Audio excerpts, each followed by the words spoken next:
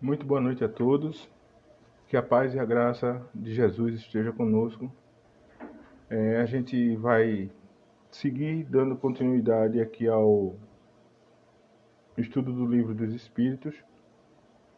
E a gente parou aqui, a última lição foi a escala espírita. E a gente não terminou. A gente está chegando agora à última escala, que é a ordem de espíritos puros, né, que é considerada a primeira ordem. E aí a gente vai entender quais são como funciona essa classe, né, dos espíritos puros. A gente já passou pelos espíritos imperfeitos, pelos espíritos bons e agora a gente está chegando nos espíritos puros, tá? E aí as informações gerais que a gente tem sobre esses espíritos é que nenhuma influência da matéria não há, existe uma superioridade intelectual e moral absoluta com relação aos espíritos das outras ordens. Então, esses espíritos, pelo que a gente entende aqui, eles têm sobre os espíritos, tanto da terceira como da segunda ordem, uma moral, uma intelectualidade moral absoluta sobre eles. Tá? Eles têm uma certa governança sobre esses espíritos. E aí a gente vai verificar aqui quais são as classes dentro dessa ordem. Tá? A primeira classe é única. Os espíritos que a compõem percorreram todos os graus da escala e se despojaram de todas as impurezas da matéria, tendo alcançado a soma de perfeição que é suscetível à criatura. Não tem mais que sofrer provas nem expiações, não estando mais sujeitos à reencarnação em corpos perecíveis, realizam a vida eterna no seio de Deus. O que quer dizer isso? Isso quer dizer que as outras escalas que a gente viu, os espíritos imperfeitos estão em constante reencarnação para poder atingir suas perfeições, suas melhorias. Os espíritos bons, eles já se livraram de muitas questões que se referem, aliás, eles se livraram de todas as questões que se referem às falhas morais, aos erros que a gente comete todos os dias. E os espíritos puros, né? Eles não passam mais por isso. Eles não sofrem mais nenhum, não tem mais nenhum peso sobre eles, nenhuma questão moral. Eles estão acima de qualquer tentação, vamos dizer assim, de qualquer falha, de qualquer problema, de qualquer tentação que provenha da carne. Também eles não precisam mais reencarnar. Por quê? Porque eles já pagaram por todos os erros que eles cometeram.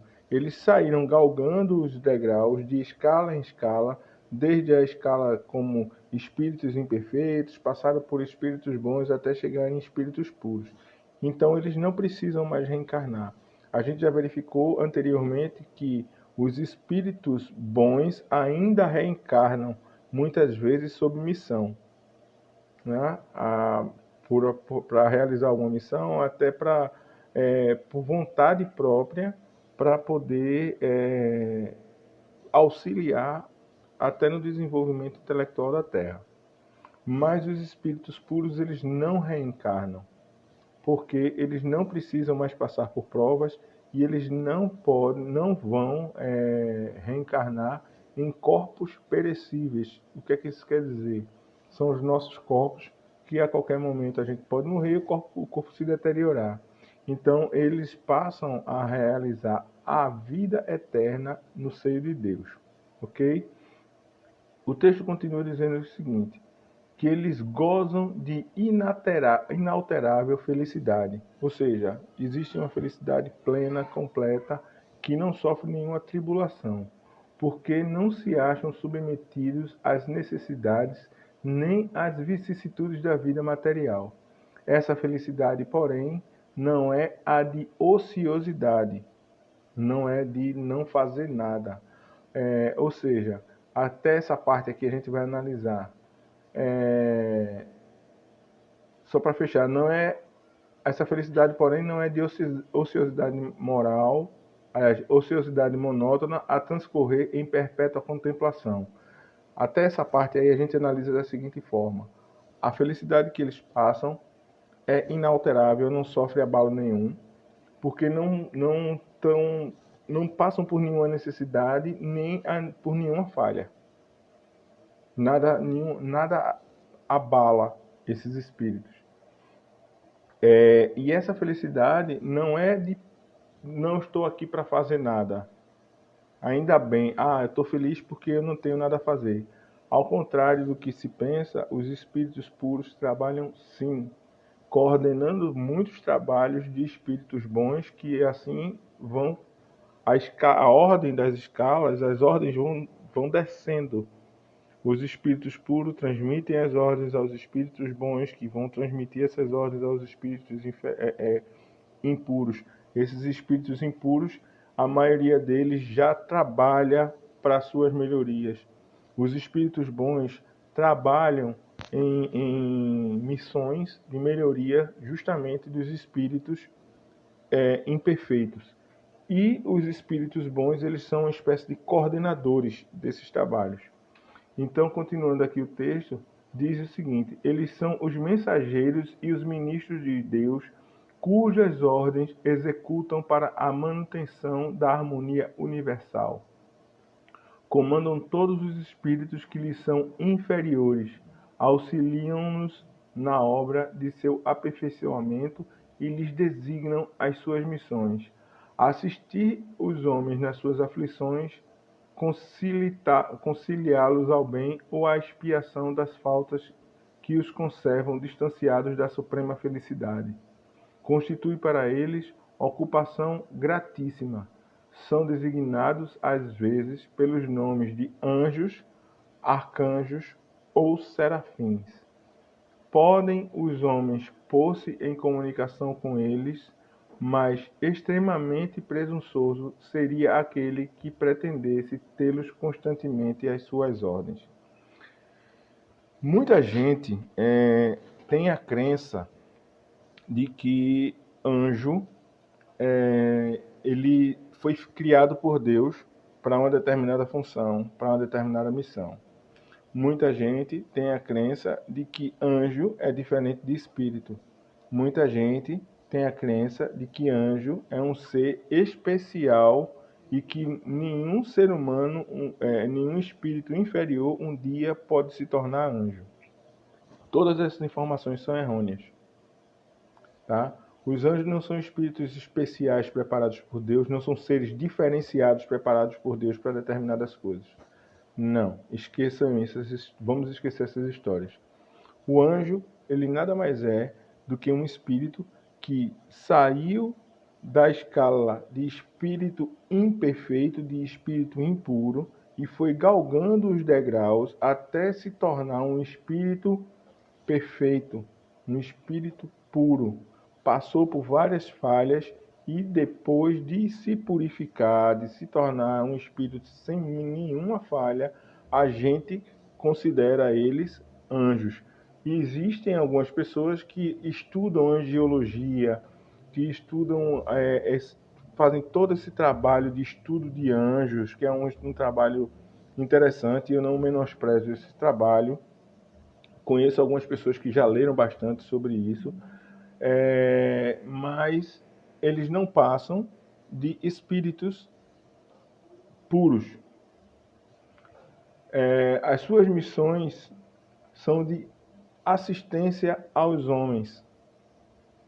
Temos anjos de guarda? Sim, é certo que temos. Mas, como diz o texto, é presunção demais a gente achar que por ter um anjo de guarda, a gente vai ter ele à disposição da gente a hora que a gente quiser estalar o dedo para que ele faça alguma coisa por nós. Os homens, como eles disseram aqui, como o texto diz ainda, são designados às vezes pelos nomes de anjos, arcanjos ou serafins. Quem tem esses estudos de angiologia consegue, sabe identificar melhor essas escalas de anjos, mas isso é um assunto que a gente não vai verificar agora, tá?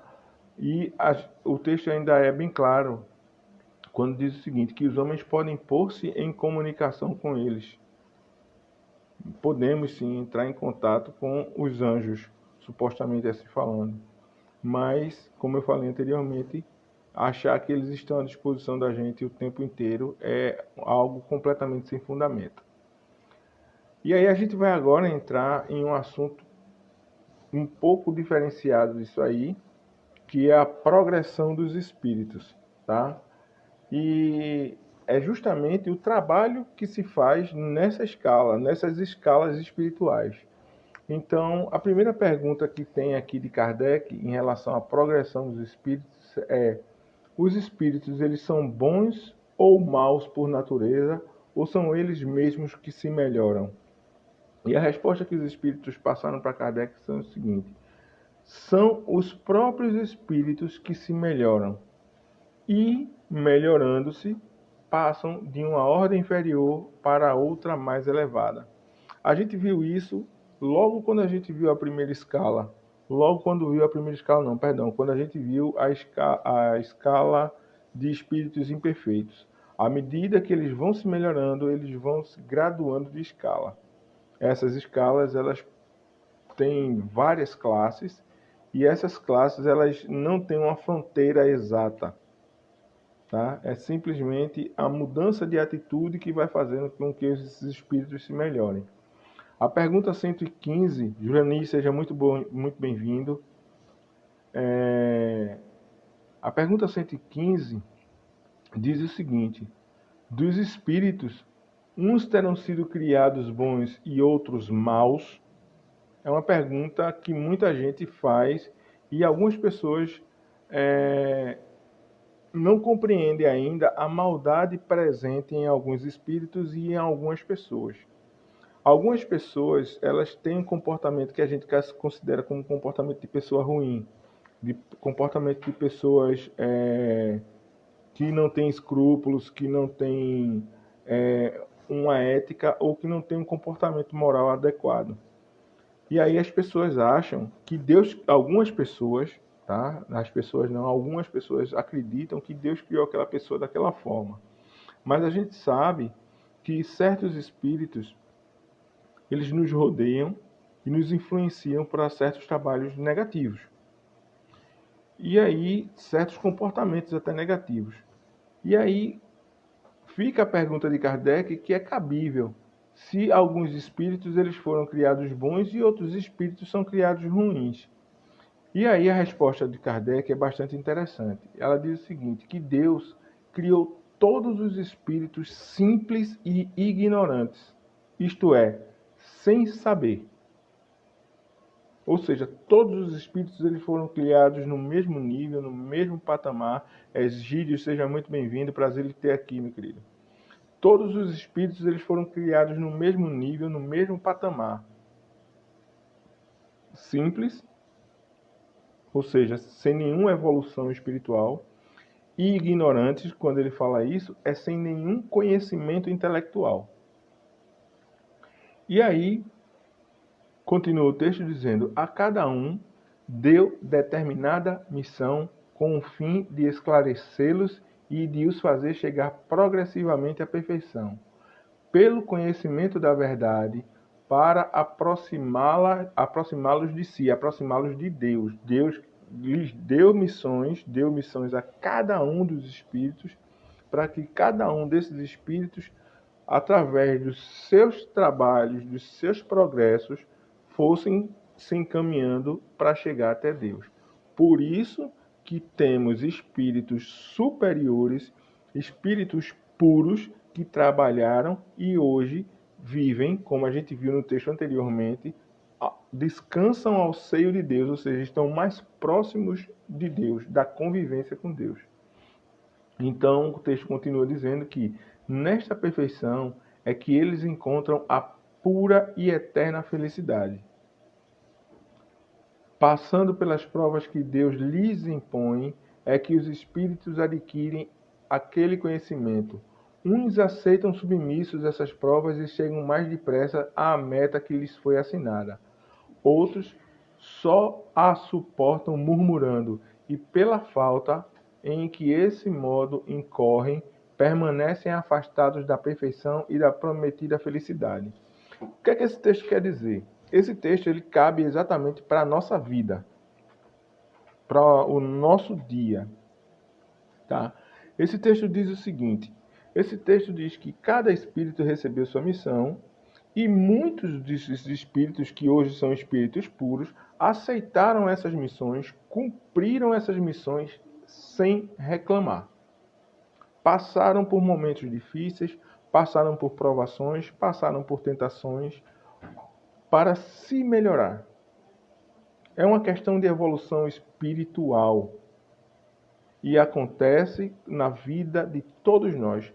Todos nós passamos todos os dias por provas, provações, por sofrimentos, por angústias e muitas vezes durante o correr do dia a gente tem felicidades, momentos de felicidade.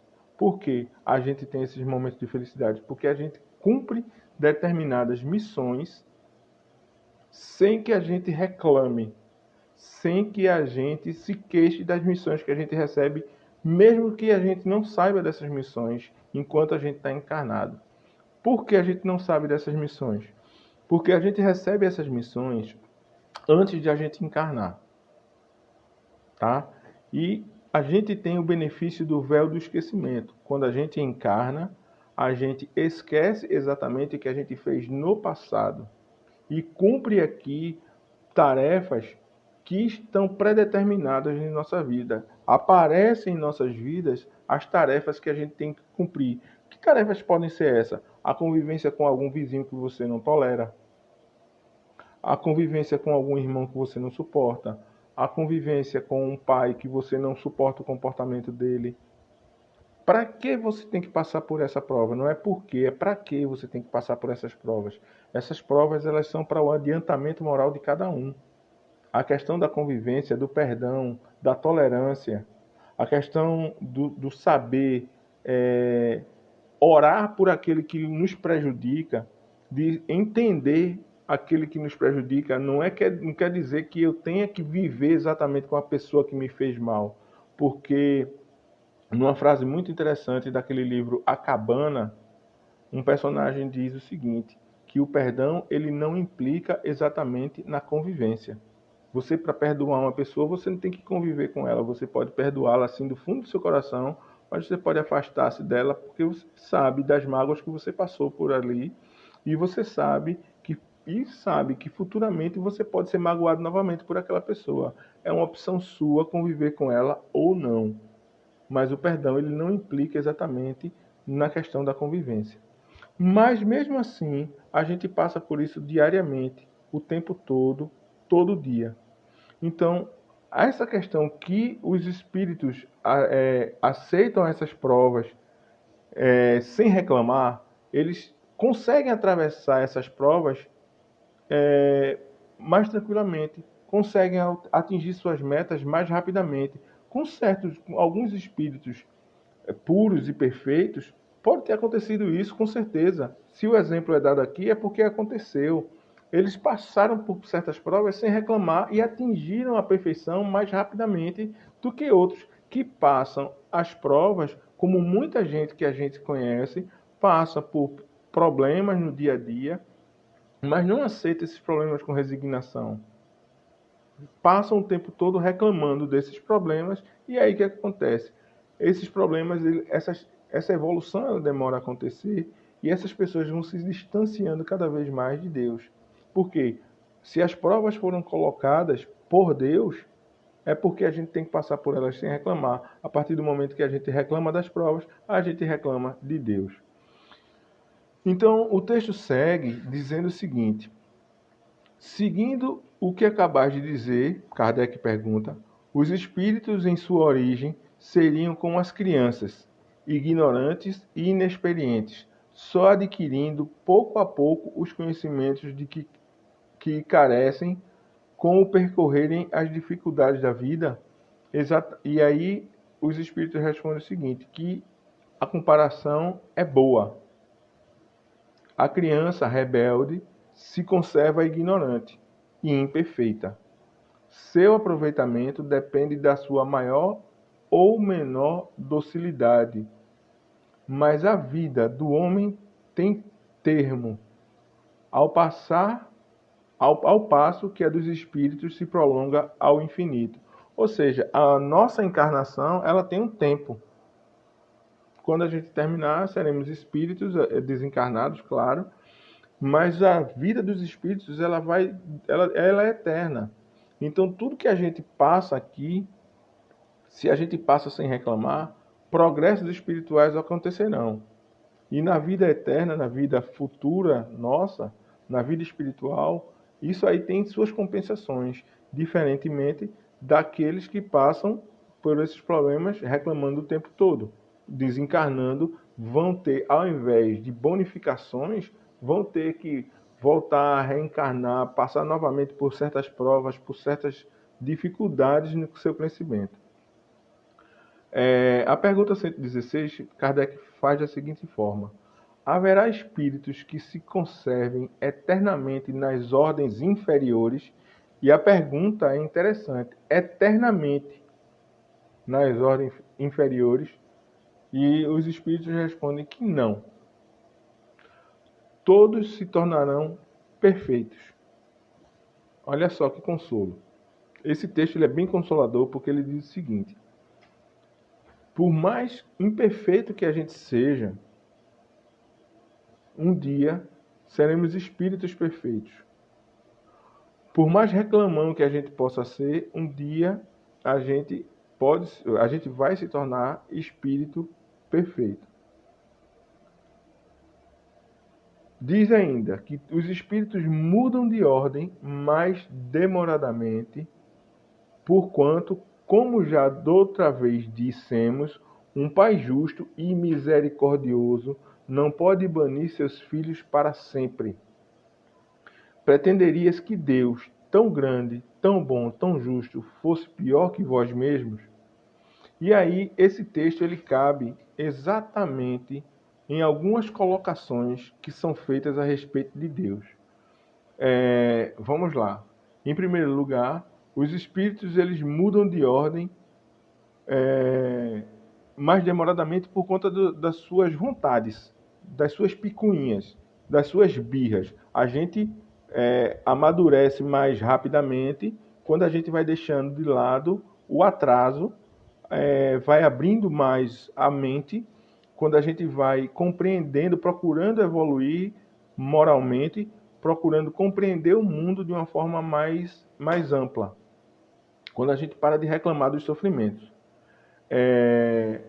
E aí é o seguinte: esses espíritos eles não vão passar a eternidade, ou seja, eternidade, vão passar toda a sua existência, que não tem fim nas ordens inferiores, não. E aí por quê? Porque eles dizem o seguinte: pretenderias que Deus, tão grande e tão bom e misericordioso, ele não vai banir o seu filho para sempre. Essa ideia que as pessoas têm de Deus, que muitas pessoas têm de Deus, que Deus vai castigar, que Deus vai punir, que Deus vai lançar o mal naquele que me fez mal. Essa é uma ideia completamente errônea de Deus. Tá? Quando a gente fala, nas nossas orações, a gente pede para Deus nos livrar do mal, é para que nada de mal aconteça com a gente e não com o meu próximo. Se eu me livra de todo mal, é me livrar da maldade do meu próximo. Mas não jogue teu castigo no meu próximo, não. Até porque não cabe a gente imaginar, depois de certos entendimentos, que Deus jogaria maldade sobre alguém. Porque um ser maravilhoso como Deus, infinito em suas perfeições, não cabe para ele ira, inveja, ódio. Não cabe nenhum desses sentimentos negativos, porque esses sentimentos são nossos. E o nosso maior erro é atribuir sentimentos negativos humanos a Deus. Não nos cabe. Esses sentimentos não vêm de Deus. Então Deus ele pode nos reorientar, nos corrigir, nos colocar em provas para que a gente passe por dificuldades e entenda as necessidades de passar pelas dificuldades, de passar pelas dores, de passar pelos sofrimentos. Mas jamais Deus ele iria promover o mal para um determinado indivíduo porque ele fez o mal para um outro indivíduo, levando em considerações que todos os dois indivíduos, sendo bons ou ruins, são filhos dele e são amados por ele da mesma forma. Independente da maldade que eles fazem, do mal que eles praticam, são filhos de Deus, Deus os ama de maneira igual. A questão da maldade é a escolha de cada um. Mas o fato de ter escolhido a maldade como guia de sua vida, mesmo assim, não os livra do amor de Deus. O amor de Deus ainda recai sobre aquele que seja maligno, independente. O texto continua com Kardec perguntando: depende dos espíritos o progredirem mais ou menos rapidamente para a perfeição? Essa pergunta a gente já respondeu isso anteriormente. Kardec ele responde, mas os espíritos a gente já respondeu isso. Kardec pergunta novamente e os espíritos vão responder novamente dizendo o seguinte, que certamente eles alcançam mais ou menos rápido conforme o desejo que tem de alcançá-la e a submissão que testemunham à vontade de Deus. Uma criança dócil não se instrui mais depressa do que a recalcitrante, ou seja, a criança que compreende e obedece, a criança que se dedica melhor aos seus estudos, ela alcança mais rapidamente o aprendizado do que a criança que se nega a estudar, do que a criança que se nega a obedecer, do que a criança que se nega a ser disciplinada em relação aos seus estudos. Correto? Isso também acontece na vida adulta com as pessoas que chegam à faculdade, etc. E a gente encontra na faculdade as pessoas que têm mais facilidade em estudar, que se dedicam mais aos estudos, porque querem atravessar aquilo ali mais rapidamente, sem muita preocupação. E existem pessoas que, ao invés de ir para a sala de aula e se dedicarem à sala de aula, hoje em dia, pregam os olhos na tela do celular, sai da aula, sai da sala, porque o professor na faculdade ele não quer saber se você vai estudar, ele está ali para dar a matéria, se você estudar é problema seu ou não. E aí essas pessoas que passeiam pelos corredores, vão bater papo, etc., vão ter mais dificuldade para chegar ao objetivo final. Vão passar mais duramente pela experiência de conclusão de curso. E é mais ou menos isso que acontece na vida da gente.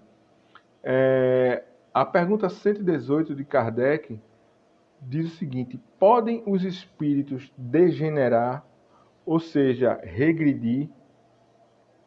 Ou seja, um espírito que chegou à categoria de espírito puro, por exemplo, ele pode regredir? O espírito que chegou à categoria de espírito bom, ele pode regredir para a categoria de espírito imperfeito? E eles respondem o seguinte, que não. À medida que eles avançam, compreendem o que os distanciava da perfeição. Concluindo uma prova, o espírito fica com a ciência que daí veio e não a esquece. Pode permanecer estacionário, mas não degenera. Ele não desce de escala. Ele pode estacionar. Ele pode parar de trabalhar em determinado posto. Depois que ele chega naquele posto, ou ele sobe, mas não desce. Certo? Aí a pergunta 119 de Kardec diz o seguinte: não podia Deus isentar os espíritos das provas que lhes cumpre sofrer para chegarem à primeira ordem? Ou seja, Deus chegar assim e dizer assim, rapaz, esse espírito bom, ele é tão legal, eu gosto tanto dele, vou promovê-lo logo para espírito bom, para espírito perfeito, porque ele chegou aqui, rapaz, cheio de bons trabalhos, boas ideias, tanto amor no coração, vou promovê-lo imediatamente.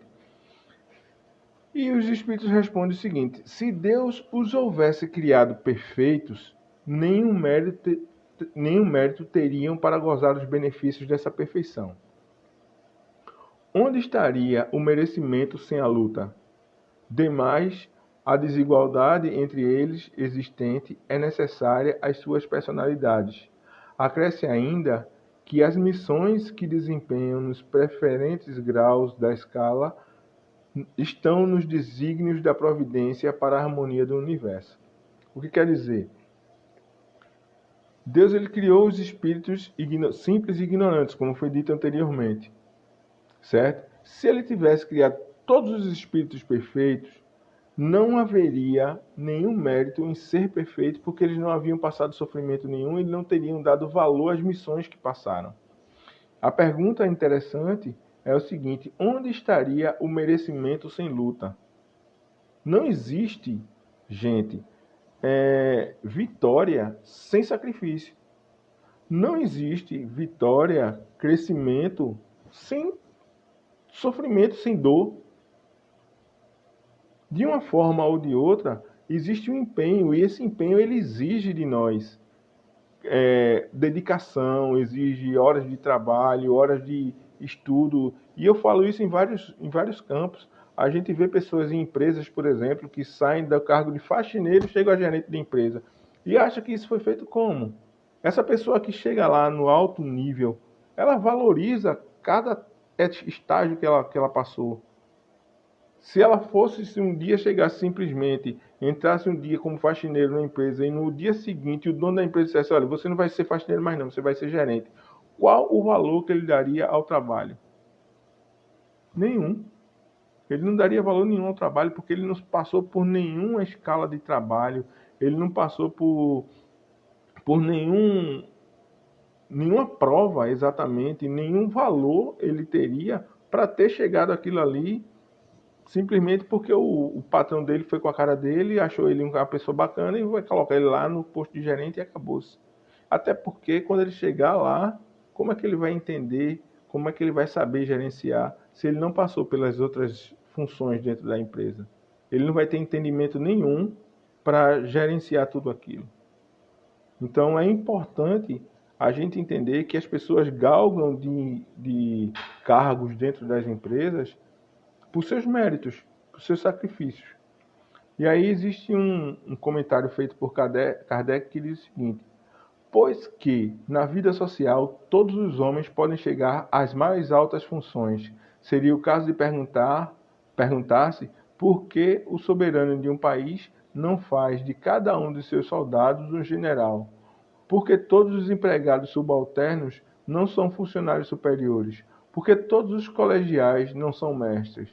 Ora, entre a vida social e a espiritual há esta diferença, enquanto que a primeira é limitada e nem sempre permite que o homem suba todos os seus degraus, a segunda é indefinida e a todos oferece a possibilidade de se elevarem ao grau supremo. E aí, a gente vai fechar já já, porque daqui a pouco a gente vai encerrar, o tempo da gente está esgotando. E aí acho que dá tempo a gente conversar ainda sobre duas questões aqui. A pergunta 120 é uma pergunta bem interessante. Kardec faz da seguinte forma: todos os espíritos passam pela fileira do mal para chegar ao bem? E eles respondem que pela fileira do mal, não. Pela fileira da ignorância. Como eu falei anteriormente, e como a gente entende, o mal é uma escolha nossa. Mas a ignorância, o não saber, é algo que nos é dado a partir do momento que somos criados como espíritos. A partir do momento que somos espíritos, que Deus nos cria, Ele nos dá a ignorância, o não saber. Não temos conhecimento de nada. E vamos adquirindo conhecimento a partir das nossas vivências. A pergunta 121. Por que é que alguns espíritos seguiram o caminho do bem e outros o do mal? Rebato essa pergunta para a humanidade. Por que algumas pessoas seguem o caminho do bem e outras seguem o caminho do mal? Resposta dos espíritos: não têm eles o livre-arbítrio? Deus não os criou maus, criou-os simples e ignorantes. Isto é, tendo tanta aptidão para o bem quanto para o mal. Os que são maus assim se tornaram por vontade própria. Algumas pessoas argumentam que algumas pessoas se tornam maus porque sofreram influência de pai, de mãe, do meio em que vivem, por conta da sociedade, por conta disso e daquilo outro. Mas eu particularmente acredito que seja uma questão de índole de cada um. E quando eu falo de índole, é você ter o discernimento, é a gente ter o discernimento do que é bom e do que é ruim, do mal que a gente faz ao próximo ou não. É uma escolha nossa trabalhar no lado do bem ou no lado do mal. O proveito que a gente tira da maldade não vai nos elevar em momento algum na vida espiritual. E nem na vida encarnada, nem nessa vida, na vida material. Então é a escolha de cada um de nós fazermos esse progresso ou não. A escolha de vida de cada um. É compreensível que algumas pessoas precisem fazer muitas vezes coisas erradas em suas vidas, até por uma questão de sobrevivência. É muito compreensível isso. Mas daí a tornarem-se pessoas más é uma outra questão. Fazer algo de errado por necessidade muitas vezes tem um sentido plausível. Algumas pessoas roubam realmente por necessidade de roubar, tá? Às vezes por necessidade de alimentar-se. E isso é muito comum. A gente encontra pessoas que entram em supermercado e roubam comida porque estão passando fome. Diferente daquele que, por capricho, rouba um bombom. Diferente daquele que, por capricho, rouba um brinco, rouba um colar. Essa pessoa ela não está, na verdade, roubando para matar a sua fome. Ela está roubando, provavelmente, para multiplicar um dinheiro que não pertence a ela. É justificável. É certo? Não, não é. Não é certo. Eu não estou dizendo aqui que seja certo. Eu estou dizendo que é justificável. Mas daí há aquele que rouba um pacote de bolacha porque está passando fome, ser uma pessoa má, na verdade, é diferente. O erro que eu pratico muitas vezes não tem nada a ver com minha índole. Muitas vezes eu posso praticar um erro por necessidade. Não quer dizer que eu vá sair dessa vida impune por esse erro. Então existe uma diferença da minha índole e na minha escolha. Tá? Eu escolhi trabalhar com a maldade porque faz parte da minha índole. Sim, eu escolhi trabalhar com a bondade porque ela faz parte da minha índole. A índole ela pode ser mudada assim a partir do crescimento mental, do crescimento moral. Então é importante a gente analisar isso. Tá bom? A gente encerra hoje esse estudo e retorna amanhã com a pergunta 122, que é a seguinte: como podem os espíritos em sua origem, quando ainda não têm consciência de si mesmo, gozar da liberdade de escolha entre o bem e o mal? Há neles algum princípio, qualquer tendência que os encaminhe para uma senda, um caminho, de preferência ou de outra? Então a gente vai ver essa resposta amanhã. A gente vai continuar amanhã com a progressão dos espíritos, tá? E entender mais sobre esse assunto. Eu desejo a vocês que vocês tenham uma excelente noite na presença de Deus, com as bênçãos de Deus. Peço a Deus que em sua infinita misericórdia console tantas e tantas famílias que estão perdendo seus entes queridos por conta dessa Covid. Peço a Deus que dê suporte, força, coragem, mais coragem ainda aos médicos, aos enfermeiros, aos trabalhadores de hospitais que estão na linha de frente trabalhando durante essa pandemia da Covid-19. E que Deus ele receba em seus braços de amor todos aqueles que desencarnaram e que os bons espíritos, os espíritos puros, trabalhem no acolhimento desses espíritos que já desencarnaram desse planeta. Tá bom? Que Deus dê uma noite abençoada a todos vocês e a gente se encontra amanhã, se Deus quiser. Fiquem na paz.